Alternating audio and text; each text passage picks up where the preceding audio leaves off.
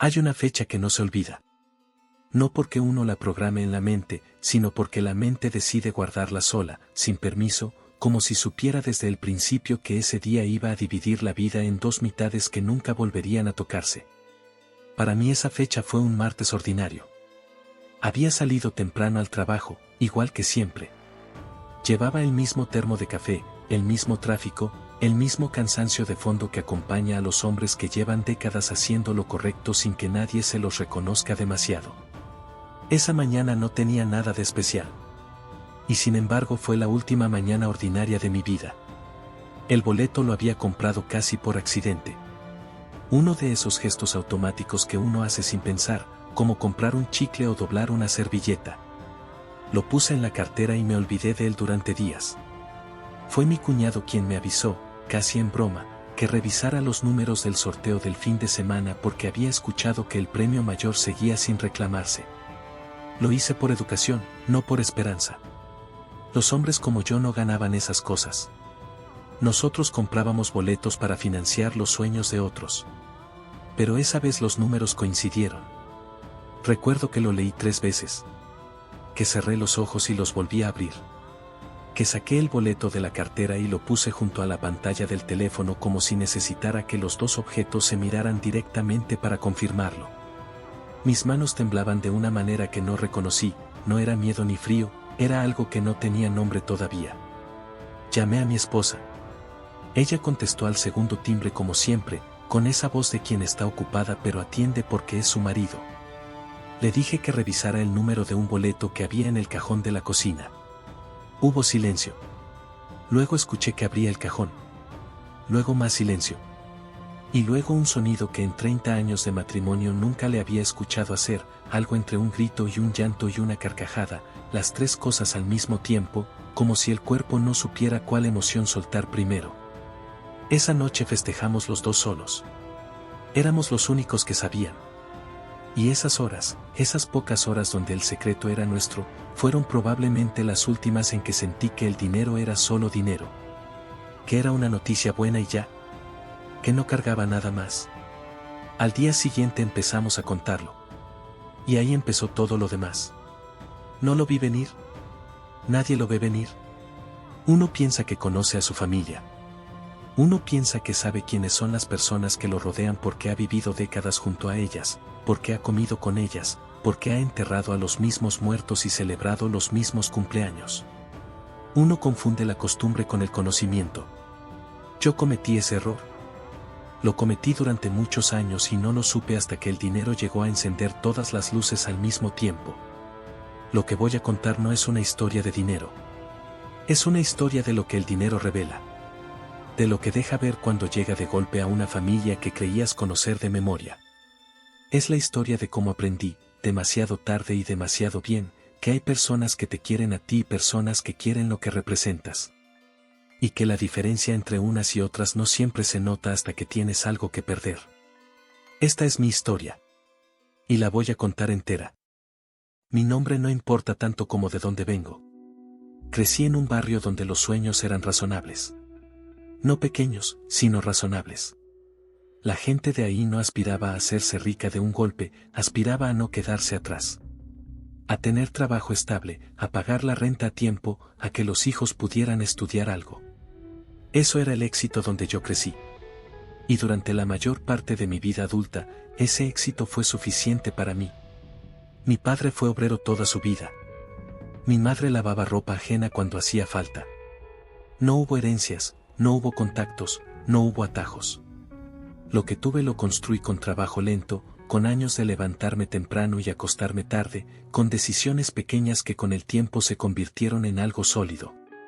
Un negocio modesto. Una casa propia. Una familia que, creía yo, también había construido desde la honestidad. Me casé con Elena siendo los dos jóvenes. Ella venía de una familia parecida a la mía, con las mismas carencias y los mismos valores de quien aprendió a valorar lo que costó conseguir. Durante los primeros años fue mi compañera en el sentido más completo de la palabra. Compartimos deudas, proyectos, fracasos, reinicios. Cuando el negocio casi se cae a los 5 años de haberlo empezado, ella fue quien me dijo que no lo soltara, que siguiéramos. Ese matrimonio estuvo construido sobre algo real. Eso pensé durante mucho tiempo. Eso seguí pensando hasta que llegó el dinero. Tuvimos 2 hijos. Rodrigo, el mayor, siempre fue independiente, o eso parecía. Se fue a vivir solo antes de lo esperado, construyó su propia vida en otra ciudad, llamaba poco pero cuando llamaba era directo y afectuoso. Con Marcela, la menor, la relación era más cercana. Vivía a 20 minutos de nuestra casa, nos veíamos seguido, hablábamos de todo. O eso creía yo también. Tengo un hermano, Carlos, 3 años menor que yo. Crecimos juntos, peleamos juntos, nos defendimos juntos cuando hacía falta. De adultos tomamos caminos distintos pero mantuvimos el vínculo. Nos veíamos en las fechas importantes, nos prestábamos dinero sin papeles cuando alguno lo necesitaba, éramos el tipo de hermanos que no necesitan hablar cada semana para saber que están ahí. O eso creía. Esa era mi familia antes del dinero. Personas reales, con defectos normales, con virtudes reconocibles.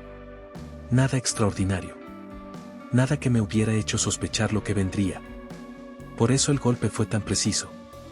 Cuando uno no sospecha, la guardia está abajo. Y cuando la guardia está abajo, lo que entra no pide permiso.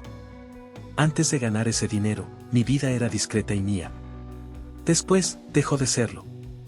Y el proceso fue tan gradual, tan bien disfrazado de cariño y celebración, que tardé más de lo que debería en entender lo que estaba pasando.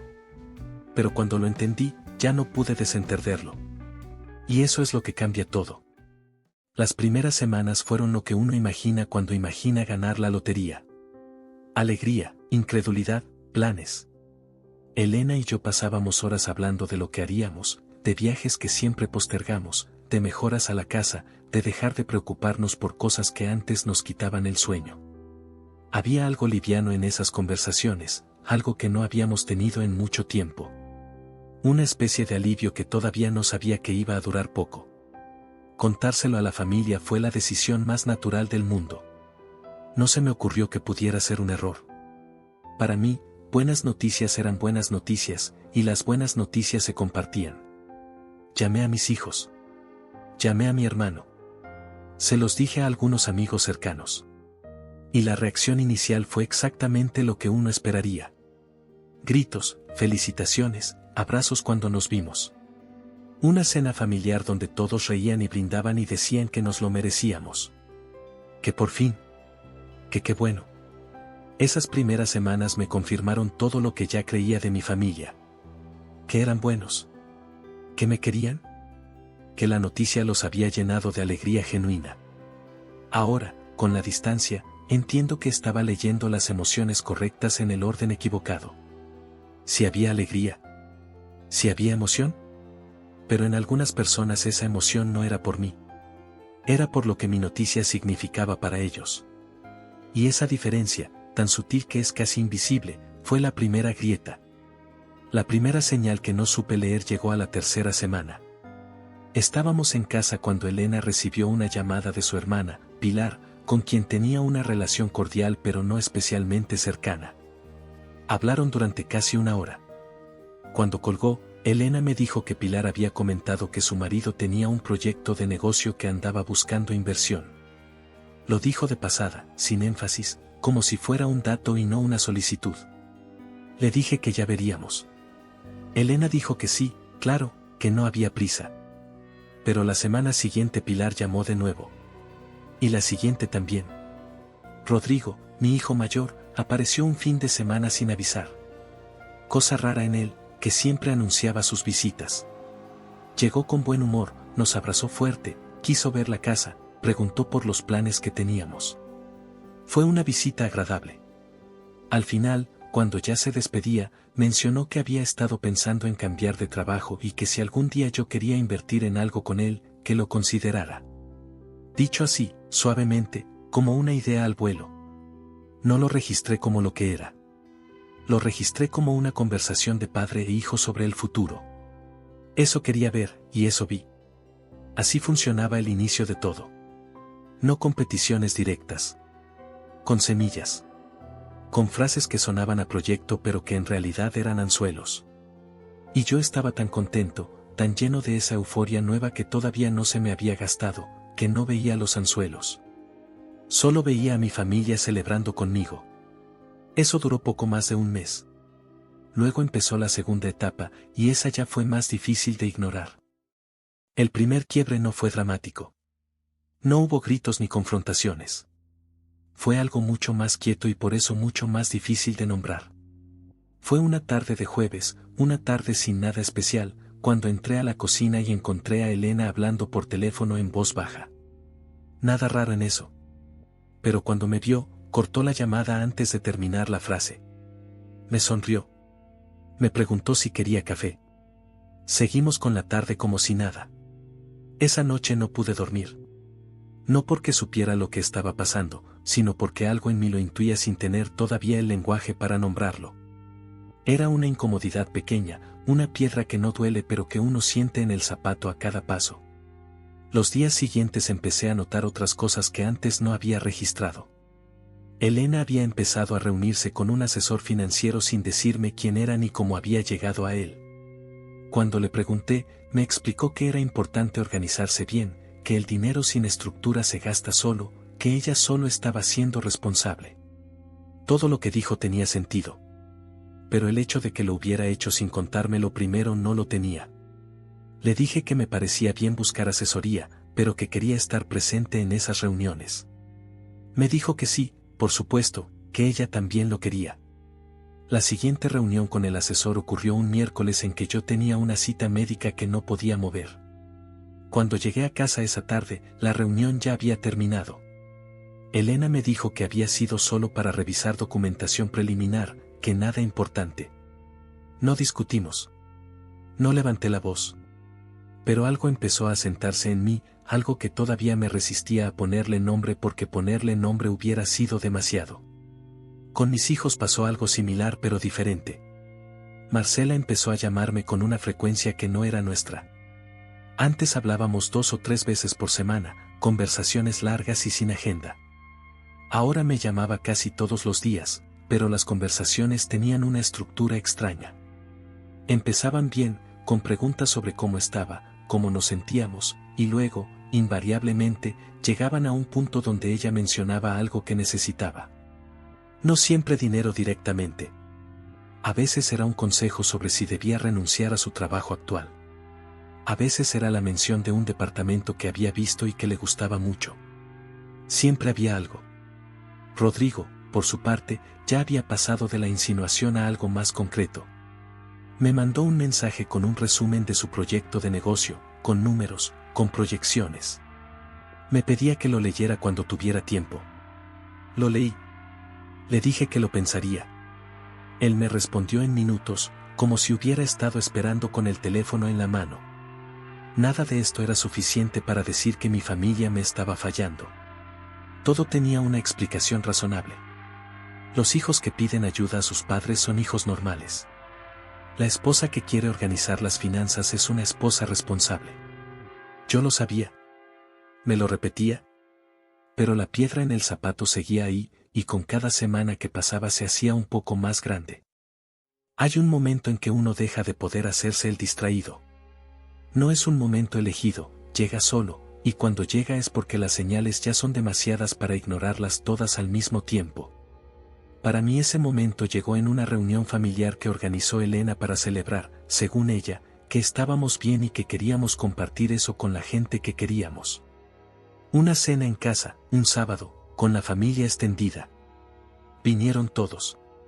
Mis hijos, mi hermano Carlos con su esposa, los cuñados de Elena, algunas primas a las que no veía hace años, el marido de Pilar que buscaba inversión. Fue una noche larga y ruidosa, con mucha comida y mucho brindis. Desde afuera parecía exactamente lo que Elena había dicho que sería, una celebración. Pero yo estuve toda la noche mirando. No sé por qué esa noche decidí observar en lugar de participar. Quizás ya algo en mí necesitaba ver sin el filtro de la euforia. Y lo que vi me dejó una sensación que tardé días en poder describir. Vi a personas que me miraban diferente. No con más cariño, sino con más atención. El tipo de atención que uno le presta a algo que podría serle útil. Vi conversaciones en los rincones donde mi nombre aparecía en voz baja. Vi a mi cuñado, el marido de Pilar, rodeado de mi hermano Carlos y de Rodrigo, hablando de algo que se callaron cuando me acerqué. Vi a Elena moviéndose por la reunión como quien administra un evento importante, no como quien celebra en su propia casa.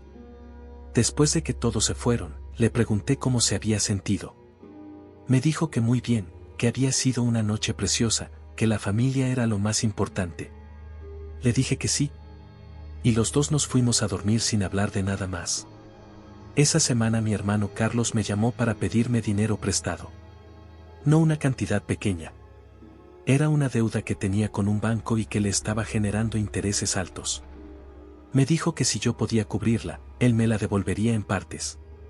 Le pregunté cuánto. Me dijo el número. Le dije que lo pensaría. Me dijo que si podía pensar rápido porque los intereses corrían. Lo ayudé. Porque era mi hermano. Porque había una parte de mí que todavía necesitaba creer que hacerlo era un acto de amor y no una transacción. 2 semanas después, Carlos me llamó de nuevo. Esta vez no era una deuda bancaria. Era una oportunidad de negocio que no podía dejar pasar. ¿Podía yo participar como socio? Solo necesitaba una cantidad inicial, no mucho, decía él, aunque la cantidad que mencionó no era poca. Esta vez tardé más en responder. Y en ese silencio, en esa pausa antes de decir que sí o que no, empecé a ver con más claridad lo que llevaba semanas tratando de no ver. Mi familia había reorganizado su relación conmigo alrededor del dinero. Yo ya no era solo el padre, el marido, el hermano. Era también la fuente. Y las fuentes no tienen sentimientos, tienen caudal. Eso fue lo que pensé esa noche, solo, sentado en la oscuridad de mi sala. Y fue la primera vez que sentí, de verdad, que algo se había roto para siempre. La conversación grabada la descubrí por accidente, como se descubren casi todas las verdades que uno no estaba buscando. Había dejado olvidado mi teléfono en la sala una tarde, y cuando volví por él encontré una notificación de una aplicación de mensajes que no reconocí al principio. Era un grupo. Un grupo al que yo no pertenecía pero cuyo nombre incluía el mío. No debía haberlo abierto. O quizás sí debí. Quizás necesitaba ese empujón para dejar de darme explicaciones a mí mismo. Lo que encontré fue un hilo de conversación entre Elena, Rodrigo, Marcela y Carlos. Llevaban semanas hablando ahí. Hablando de mí. De cuánto dinero calculaban que había. De cómo estaban distribuidas las cuentas. De si yo había firmado ya algún documento con el asesor financiero. De quien tenía más posibilidades de conseguir una parte más grande antes de que yo decidiera cómo invertirlo todo.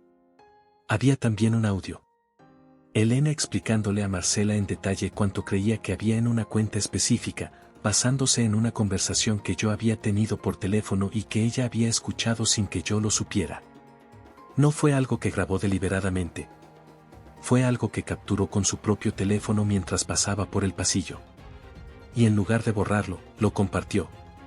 Me quedé leyendo durante mucho tiempo. No con rabia en ese momento, sino con una especie de claridad fría que nunca había sentido antes. Era como ver un cuarto oscuro de pronto con todas las luces encendidas.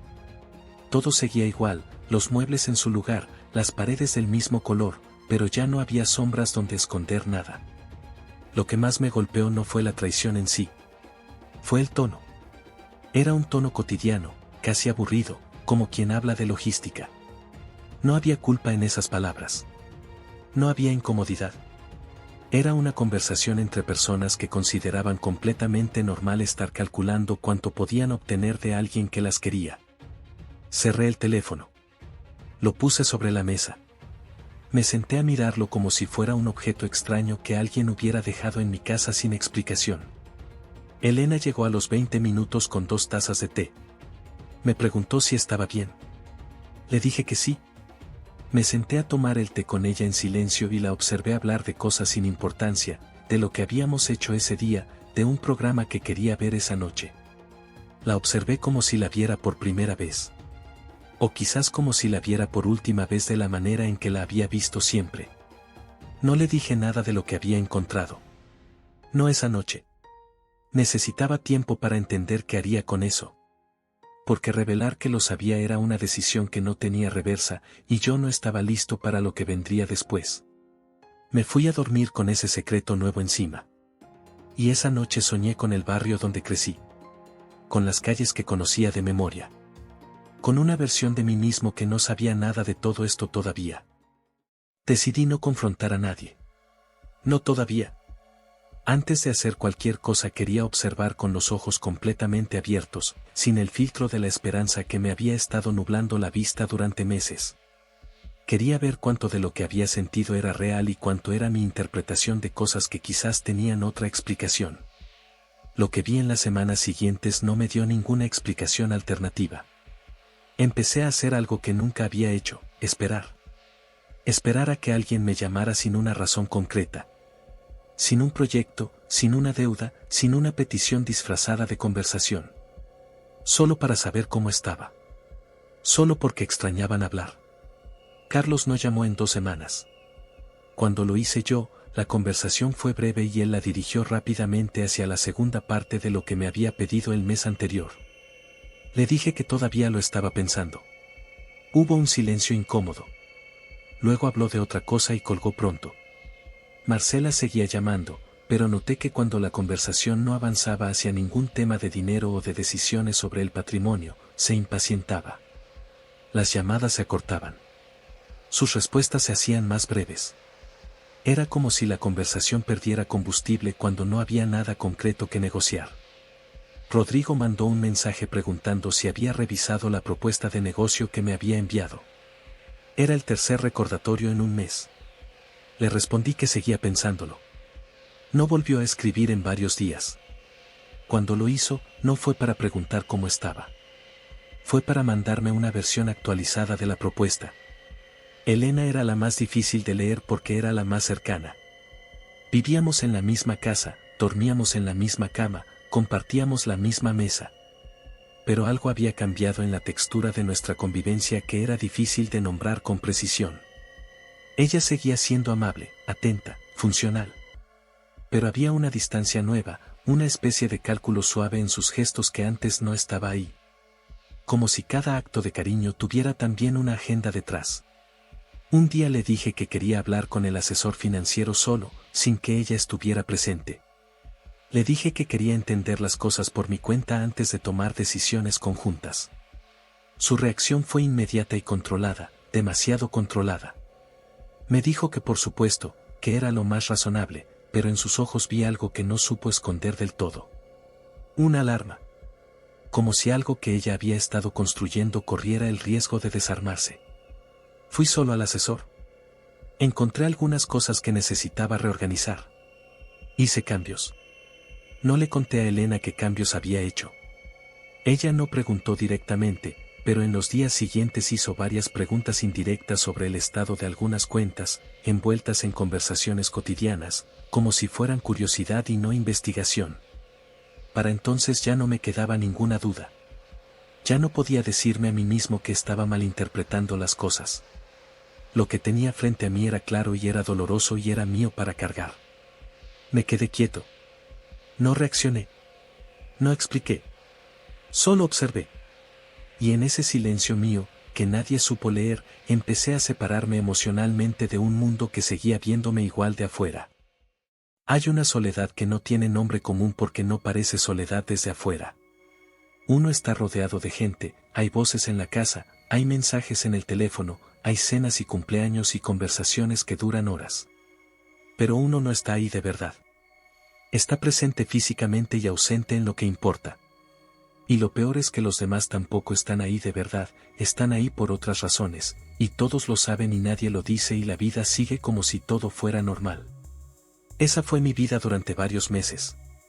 Una representación perfecta de una familia unida, con un hombre en el centro que ya no creía en lo que veía pero seguía representando su papel porque no sabía todavía cuál era la salida.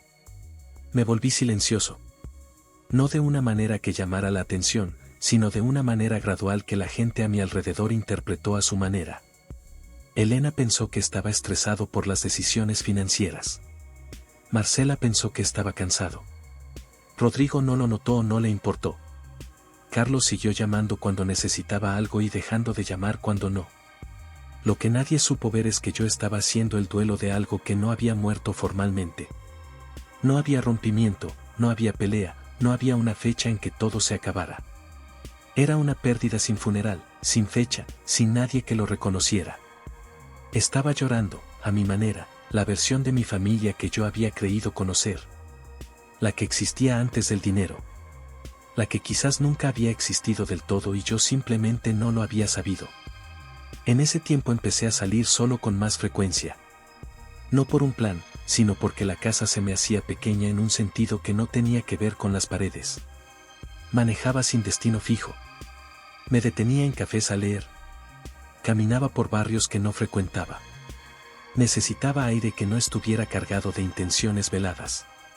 Una tarde, sin pensarlo, tomé una ruta que no había tomado en muchos años y me encontré manejando por las calles donde había crecido.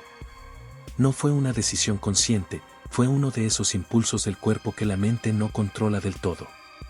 Reconocí las esquinas, los colores de las fachadas, una tienda que seguía en el mismo lugar de siempre, una cancha con la misma reja oxidada de cuando éramos jóvenes.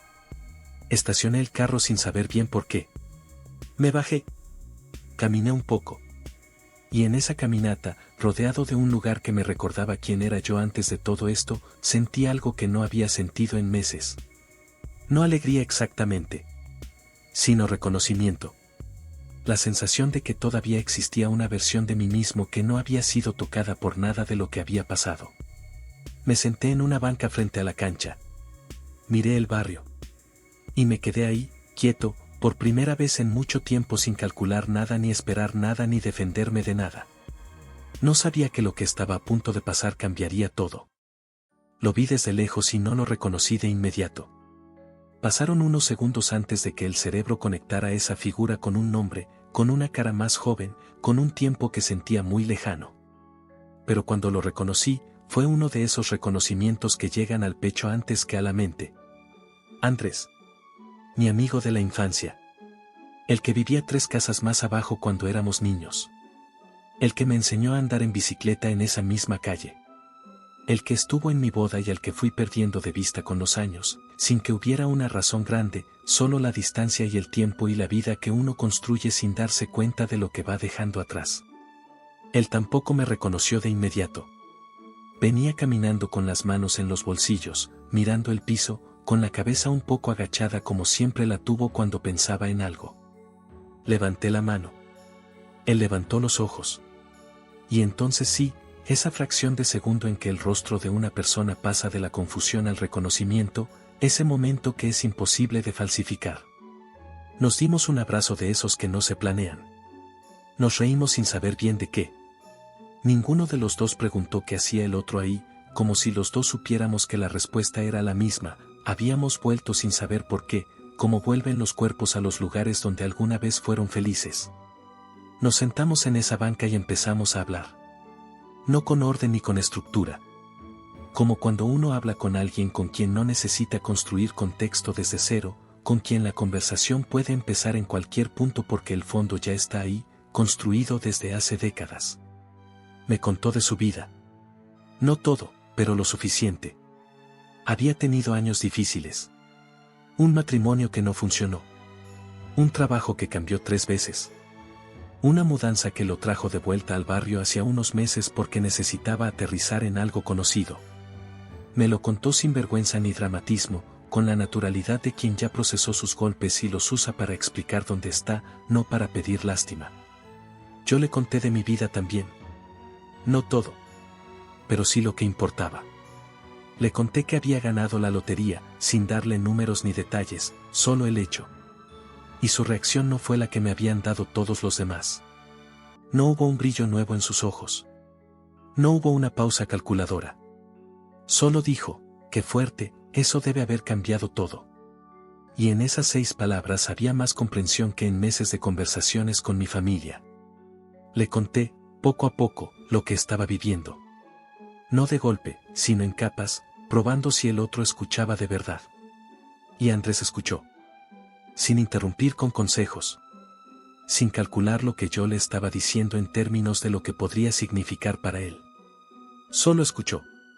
Y de vez en cuando hacía una pregunta que demostraba que había entendido lo que yo no había dicho directamente. Estuvimos hablando durante horas. El sol fue bajando y ninguno de los dos lo notó hasta que la luz cambió y el barrio se puso de otro color. Cuando nos levantamos de esa banca, ninguno de los dos era exactamente el mismo que se había sentado. Antes de despedirnos, Andrés me dijo algo que no olvidé. Me dijo que el dinero no cambia a las personas, que solo las ilumina.